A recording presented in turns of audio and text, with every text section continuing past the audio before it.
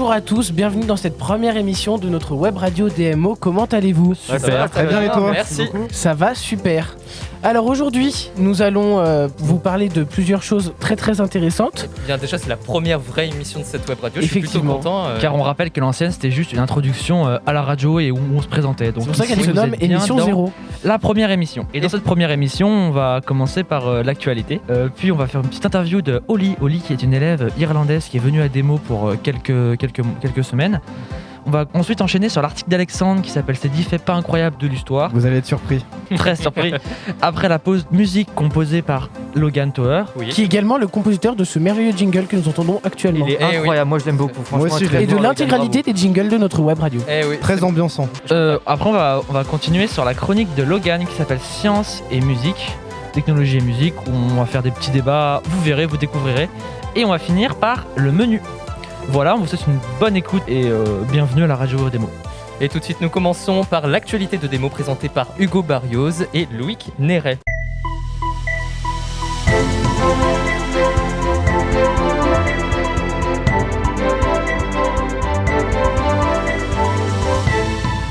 Bonjour à tous, au sommaire de l'actualité aujourd'hui, nous allons donc vous parler de l'aide aux devoirs qui est organisée par les professeurs pour les élèves et avec l'inscription de la vie scolaire. Je vous incite à y aller personnellement car aider par les professeurs c'est toujours mieux que par des amis. Et quels sont les professeurs présents ? Alors pour cela il vous suffit d'aller vous renseigner à la vie scolaire et les professeurs des matières qui vous plaisent vous aideront. La vie scolaire, bien Ensuite- entendu, du lycée, car l'aide aux devoirs est exclusivement au lycée pour le moment. Oui, pour l'instant. Ensuite, nous avons l'aide aux iPads qui a lieu du mardi au vendredi de 12h30 à 13h30 et le lundi et le jeudi de 15h20 à 16h20. Pendant vos heures d'études, c'est par groupe de 3 minimum ou à l'adresse mail suivante projet-ipad@demo.com. Au niveau du CDI, le jeu des enfers créé par les latins pour les collégiens du CDI, n'hésitez pas à aller l'essayer, je suis sûr qu'il est génial. Phosphore, le magazine d'information au CDI pour les lycéens, la revue qui commence par les 10 bonnes nouvelles. Topo, le magazine d'information mais illustré en BD au CDI pour les lycéens. Tous ces magazines sont disponibles dès à présent. Futur, créneau, information, orientation pour les premières au CDI, mardi 12h30 à 13h30. Cette semaine ont été élus au collège, en CM2 et en 6e, les éco-délégués. Ce sont des délégués, ils sont un par classe et ils vont s'occuper de créer des actions écologiques pour l'établissement comme le ramassage des déchets, etc., etc. La prochaine réunion est prévue la semaine prochaine, nous n'avons pas encore la date. Alors, bonne nouvelle maintenant pour les 3e, car le brevet blanc passé et les notes sont actuellement en train d'être attribuées, donc vous allez peut-être bientôt recevoir votre note. Courage. Nous rappelons que 3 classes de 3e ont fait une sortie à la montagne. Malheureusement, 4 autres classes n'ont pas pu le faire parce que ça a été annulé. Une triste nouvelle maintenant parce qu'il y a beaucoup d'heures qui sautent pour les 3e car beaucoup de profs sont absents. Mais heureusement, d'autres professeurs sont ici pour quand même aider les élèves à leur cours et remplacent les profs absents. Alors, en 5e, Monsieur Prat avec ses élèves de 5e G pour le projet Chamonix réalise un petit film lié à l'environnement. Enfin, c'est la fin du ski de fond pour les 5e qui pendant 5 semaines sont partis le mardi et le vendredi au ski de fond. On espère qu'ils se sont bien amusés. Tout de suite, l'interview de Lee, c'est maintenant sur la radio DMO. Radio DMO.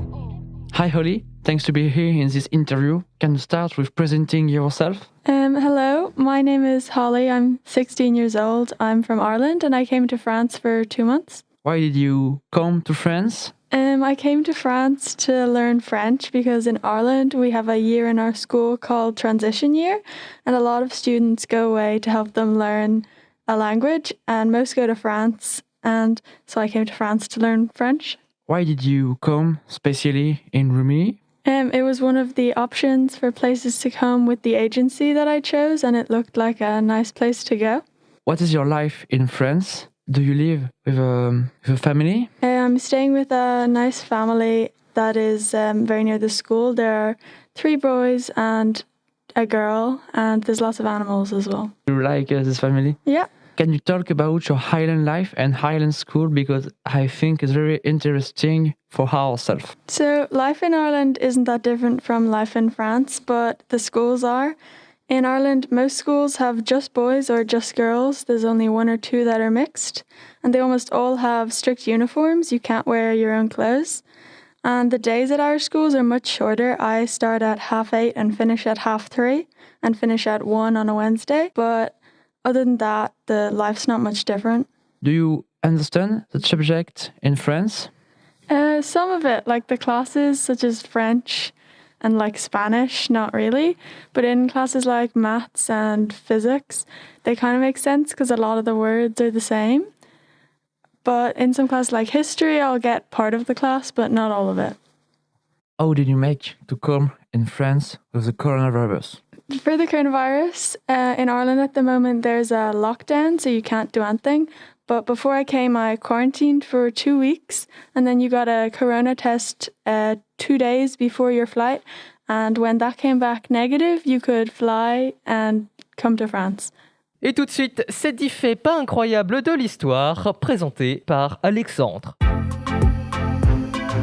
Les articles d'Alexandre. Et bonjour à vous, chers amis. Aujourd'hui, comme l'a dit Logan, nous nous retrouvons pour ces 10 faits pas incroyables de l'histoire. En effet, je vais vous parler de faits dont vous vous en foutez sûrement, mais je les trouve quand même plutôt importants, par exemple pour vos compositions, pareil pour vos dissertations de français, on sait jamais, hein. Allez, nous commençons. Napoléon III. La copie ratée de son oncle, Napoléon Ier, avait mis en place une loi empêchant les Français d'appeler leur cochon Napoléon. Avait-il peur qu'on le confonde avec ses sosies ? Le roi Louis III, successeur de Charlemagne, mourut à l'âge de 18 ans. Comment, me diriez-vous ? Alors qu'il voulait séduire Germont, nous ne parlerons pas des noms de l'époque, la fille d'un seigneur franc dans sa demeure, celle-ci se mit à fuir. Vous l'aurez déjà deviné, nous faisons face à un pro de la drague. Et comme tout bon charreau qui se respecte, son premier réflexe fut de voler un cheval et chasser sa proie. Malheureusement, sa seule conquête fut cette poutre, qu'il aura d'ailleurs tendrement embrassée. Et oui, il y a le bon et le mauvais charreau, prenez des notes. D'après Adolphe Thiers, et ses quelques témoignages reçus peu avant la guerre de Waterloo, l'empereur tout-puissant Napoléon Ier aurait souffert d'hémorroïdes combinés à des troubles urinaires. Quel imbécile eut l'idée de lui cuisiner un chili con carne avant la bataille ? En tout cas, je plains les différents médecins affectés à cette tâche. Reposez en paix, valeureux soldats. Le saviez-vous que Voltaire était un franc-maçon ? Il n'était peut-être donc pas une lumière sur tous les plans. C'est de l'humour, mes amis francs-maçons. Contrairement à ce que l'on pourrait penser, Louis XIV faisait partie des divins chauves. En effet, il perdit tous ses cheveux à cause d'une fièvre typhoïde. Sa longue crinière présente sur les tableaux n'était qu'un moyen de cacher son côté Dwayne Johnson. Henri IV fit de la poule au plot le plat national français. Sa devise ? Si Dieu me donne encore de la vie, je ferai qu'il n'y aura point de laboureur en mon royaume, qui n'ait moyen d'avoir une poule dans son pot. Même si la tirelire des paysans crachait difficilement quelques pièces, ils avaient au moins le ventre plein. Jacques Churchill est un soldat britannique ayant combattu durant la Seconde Guerre mondiale. Sa particularité ? Il se battait à l'épée et à l'arc, un vrai guerrier comme on les aime. Sa devise ? Un officier qui part au combat sans son épée n'est pas dans une tenue correcte. Cet homme hors de son temps jouait aussi quelques airs de cornemuse au milieu du champ de bataille. Peut-être afin d'intimider les SS, nous n'en saurons jamais rien. L'ancien dictateur de la Corée du Nord, ce pays des libertés, si incroyable, Kim Jong-il, était aussi compositeur. En effet, il aurait écrit de nombreux opéras. J'espère que cela aura pu enrichir votre culture musicale. Et qui sait, on peut espérer un featuring entre Nino et Kim Jong-un. François Ier, le symbole de la Renaissance en France, avait mis en place une loterie nationale. Ça n'était pas une réussite. Notre bon François n'aura pas inventé la FDJ malheureusement. Et je finis. Nyong-U Sarawan, ne retenez pas ce nom s'il vous plaît, fut nommé le roi concombre après avoir tué l'ancien roi. Parce qu'il lui avait volé ses concombres dans son jardin évidemment.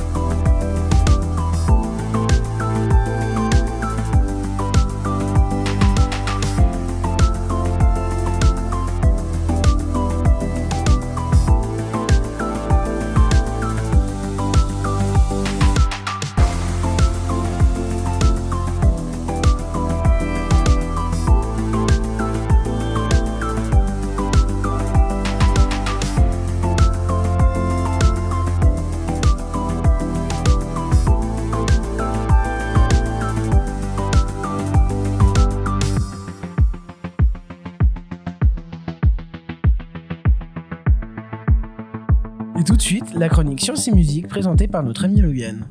Science et techno.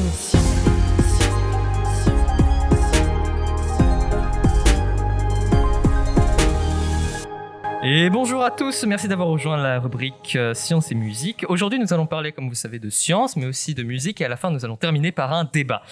Alors, j'aimerais tout d'abord commencer par quelque chose dans lequel les Français connaissent très très peu. Bon, enfin, je veux dire qu'ils connaissent bien dans leur entourage, mais ils ont très peu de connaissances dessus. Est-ce que vous savez ce que c'est que les OLED ? Pas du tout. Pas le moins du monde. Forcément, non. Eh bien, je sais que c'est ce qui constitue nos écrans de téléphone oui. et de télé, mais à part ça, je ne sais pas vraiment ce que c'est. Pour les plus avancés en tout cas. Exactement. Eh bien, sachez qu'il y a un dispositif OLED dans cette salle, et il se trouve juste au-dessus. Et ce sont tout simplement les lumières. Ok. J'avais deviné. Et donc, cette OLED que vous avez souvent l'habitude d'entendre ou que vous avez vu sur des vidéos, et donc la structure de base d'un composant OLED consiste à superposer plusieurs couches de matériaux organiques. Et donc, vous savez, en physique-chimie, quand vous faites passer d'une borne plus à une borne moins, on appelle ça la cathode et l'anode. Donc, c'est des conventions en électricité. Et donc, en appliquant une tension électrique appropriée, on crée des manques d'électrons qu'on appelle des trous, et ainsi qu'un surplus d'électrons. Et les électrons vont remplacer ces trous, ils vont se combiner pour libérer de la lumière. C'est pour ça que maintenant, on a nos fameuses lampes en haut du studio qui nous permettent d'avoir de l'éclairage. Merci les lampes. Mais du coup, ça consomme plus ou moins d'énergie? Et l'avantage, c'est que les OLED, ça consomme moins d'énergie d'une part parce que ça permet en fait, de s'appliquer sur toute la surface et pas uniquement en un point. On va passer à un petit truc assez intéressant. J'écoute beaucoup de musique qui sont pas du tout d'actualité. Je sais qu'il y a beaucoup de gens qui aiment bien écouter le rap. Alors je sais pas dans... Ça n'est pas mon cas. Ce n'est pas le cas de Loïc. C'est Hugo. mon cas. Moi, je suis différent, donc j'écoute pas non plus de rap. Moi, je fais partie d'une ligue D'accord. anti-rap. J'aime beaucoup le rap personnellement. Et toi, Né ? Pas du tout le rap. Eh bien, c'est très bien parce qu'on a... On se rejoint entre gens différents finalement. On a une équipe plutôt diversifiée. Bon, Donc, je me sens différent. il y avait une récente étude scientifique qui a été menée. Est-ce que écouter du Mozart, ça rend plus intelligent ? En 1993, un article de la revue Nature a conclu qu'écouter la sonate pour deux pianos en ré majeur de Mozart permettait d'augmenter temporairement le raisonnement spatial. Bon, c'est une partie du cerveau, si vous voulez, et la capacité à manipuler mentalement des formes et à se repérer dans un espace. Alors vous allez me dire, peut-être écouter du Mozart avant un contrôle, ça peut être bénéfique. Eh bien, on va voir ça. Il y a plusieurs théories qui tournent autour de cette question, comme celle de l'américain Duncan Bell, qui a publié un livre intitulé L'effet Mozart ou The Mozart Effect. Et l'expérience de la revue Nature consistait à faire écouter la sonate, enfin cette pièce, à des étudiants d'un collège américain pendant 10 minutes. Et puis, ils devaient prédire l'apparence d'une feuille de papier pliée et découpée, mentalement, bien sûr. Donc, je vais demander, à votre avis, quels sont les résultats ? Est-ce qu'ils vont être meilleurs durant cette expérience mentale ou pas ? Oui, Hugo. Moi, je trouve ça un peu bizarre cette démarche parce que le scientifique, c'est sur la pensée de l'étudiant. L'étudiant peut très bien dire, moi, je m'en fiche de toute son expérience. Je vais dire oui, ok, la feuille, je l'ai vue pliée. Le scientifique, il n'aura aucune autre preuve que la parole de l'étudiant. Alors c'est pour ça que ça a été fait sur un collège américain avec plusieurs étudiants à la fois, donc vraiment une centaine d'étudiants minimum. Et donc pour te répondre, les étudiants qui avaient écouté la sonate réussissaient mieux que ceux qui avaient écouté une séance de relaxation ou seulement du silence. Alors, qu'est-ce qu'on peut en déduire ? Il y a l'auteur de l'expérience, Frances Rauscher, qui a transposé les points des élèves en un équivalent du QI. Et elle constate qu'il y a une augmentation de 8 à 9 points de QI, ce qui est quand même considérable. Alors je vais tous vous calmer parce que suite à cela, ça donnerait juste un effet de 10 à 15 minutes. Donc si vous avez un contrôle d'une heure, je pense que ça pourrait déjà partir. Alors qu'est-ce qu'on doit en penser ? Alors je vais donner mon avis parce que je suis quelqu'un qui aime bien un petit peu critiquer les revues scientifiques. Je pense qu'écouter de la musique, ça ne rend pas considérablement plus intelligent. Et cependant, je pense qu'il permet d'avoir une meilleure concentration et ainsi permet de mieux réussir une tâche sur un temps court, comme on a pu voir avec ces 10 à 15 minutes. Aussi, ce qui pose problème, c'est la terminologie d'intelligent. Ça veut dire quoi, intelligent, en fait ? Bref, il faut conclure que ce n'est pas un remède miracle pour être plus intelligent, mais ces preuves à court terme peuvent servir au début d'un examen ou d'un contrôle. Donc, prenez des notes. Écoutez du Mozart avant de passer votre bac. Peut-être, ça peut être intéressant. Et donc, c'est là que ça va commencer la partie débat, parce que, à la suite de cela, c'est quoi l'intelligence ? Des mots et des barres. Alors je vous laisse bien sûr quelques minutes avant de répondre. Donc je vous donne un petit contexte. Alors si avoir des bonnes notes à l'école prouve que vous êtes intelligent, c'est faux. Donc une personne peut être mauvaise à l'école mais bonne en prise de décision, ou inversement, une personne peut être très bonne à l'école mais complètement pourrie en repérage spatial. La définition sur Google est d'ailleurs assez vague. C'est une faculté de connaître, de comprendre, une qualité de l'esprit qui comprend et s'adapte facilement. Bref. De ce point de vue, je pense qu'on peut considérer qu'une grande partie des animaux sont intelligents. Et la deuxième définition, elle dit que c'est l'ensemble des fonctions mentales ayant pour objet la connaissance rationnelle, qui est opposée à l'intuition. Donc ça peut sembler un peu philosophique, mais j'aimerais avoir vos avis sur ça. Et donc, je vais répéter la question pour vous. C'est quoi l'intelligence? Alors, je rappelle d'abord à nos auditeurs que ce sont là des avis subjectifs et qu'il faut en aucun cas prendre l'avis de nos chroniqueurs comme la réelle définition de ce que c'est que l'intelligence. On va commencer par Mathis. Alors, pour toi, qu'est-ce que c'est que l'intelligence? Alors, je me rappelle qu'on nous a appris il y a peu de temps que nous avons 8 intelligences et qu'en final, nous n'en travaillons que 2 en cours. Donc, pour un élève, par exemple, qui n'est pas très bon en cours, qui n'a pas de très bons résultats, au final, à l'extérieur, dans la vie réelle, je veux dire, quand il est dans la vie courante, la vie courante, au travail, etc., il peut être très bon car les autres intelligences qu'il possède sont peut-être plus acquises que celles qu'il utilise en cours. Et inversement, par exemple, une personne qui peut être très, très à l'aise en cours peut être très, très nulle dans la vie courante et peut même échouer, par exemple. C'est juste que ces intelligences, à elles, sont pas faites pour les cours. Personne n'a les mêmes intelligences que les autres. Oui. Alors, chacun a Et c'est là où on peut se intelligence. dire que nous sommes vraiment tous différents. Exactement. Oui, c'est le cas. J'aimerais qu'on reprécise les 8 intelligences qu'il existe. Donc, on a l'intelligence musicale, naturaliste, linguistique, logico-mathématique, intrapersonnelle et interpersonnelle, et enfin kinesthésique et visio-spatiale. Bon, alors si on n'utilise que 2 des 8 intelligences, que fait l'éducation? Titou.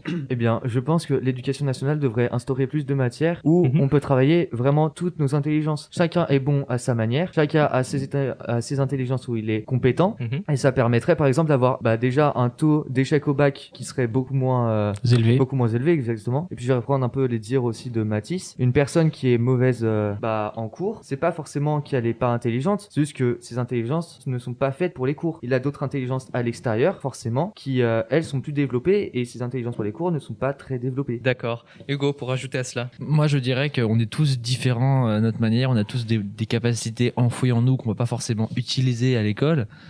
Par exemple, si on aime bien faire du dessin, à part l'art plastique, qui est pas forcément toujours du dessin, je le rappelle, c'est très compliqué. On peut être super fort là-dedans, on peut vouloir faire un métier dans le dessin et être nul en classe. Mais un jour, peut-être qu'on deviendra un grand dessinateur. Oui, donc ça ne prouve pas qu'en fait on n'est pas intelligent, c'est ça que tu veux dire? Je suis tout à fait d'accord avec Hugo, car pour ma part, je pense qu'on ne s'intéresse pas assez aux intelligences développées par l'élève. Et la preuve en est que nous avons un système scolaire qui est le même depuis très longtemps, qui est axé sur le même schéma. Et je pense qu'il serait peut-être préférable de faire, par exemple, mettre au point un test qui permettrait plus de déterminer les intelligences de l'élève et d'axer finalement des matières qui lui correspondent plus.